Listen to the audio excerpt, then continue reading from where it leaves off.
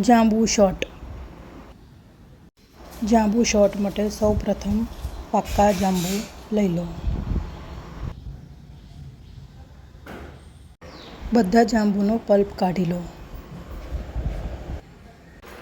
મિક્સરમાં પલ્પને ક્રશ કરી લો।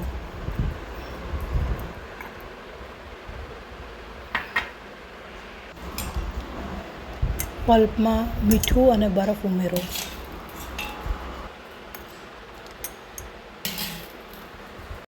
ચિલ્ડ પાણી ઉમેરો।